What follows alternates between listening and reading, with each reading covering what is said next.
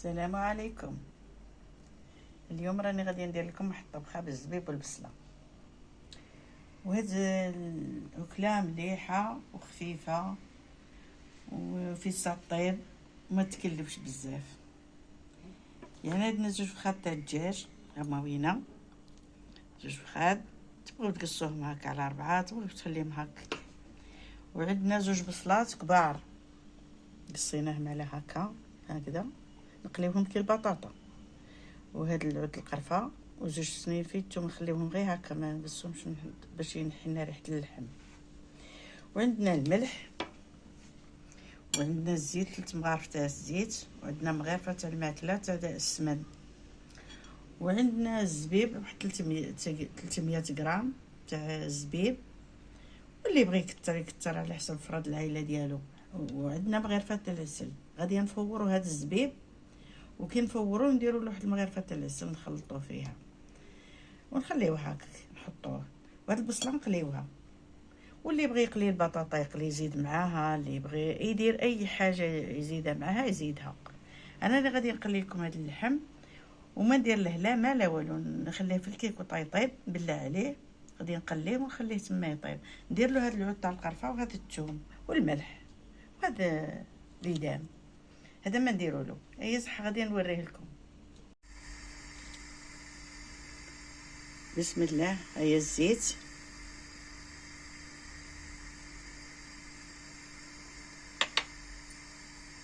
ونزيدو مغرف السمن،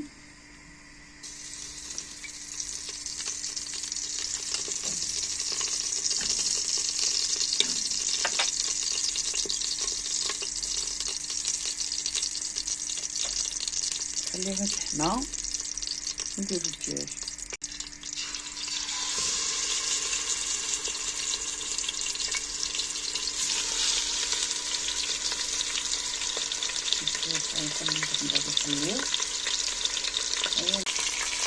بسم الله.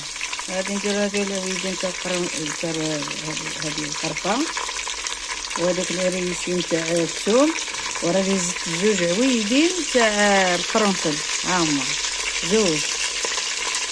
غادي نملحو ونخليوه يطيب.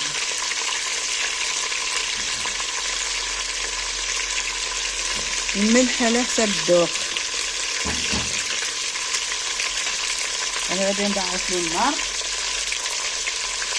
يعني ونخليوه غير شويه، خاطر ديجا اللحم تاع الدجاج يصير طيب ما باش يطل.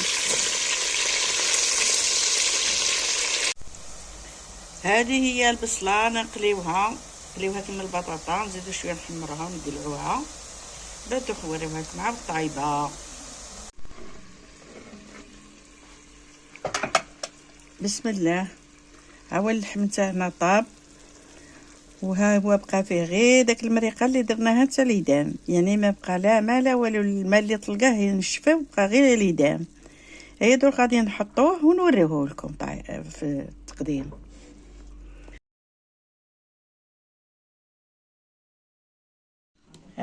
بسم الله.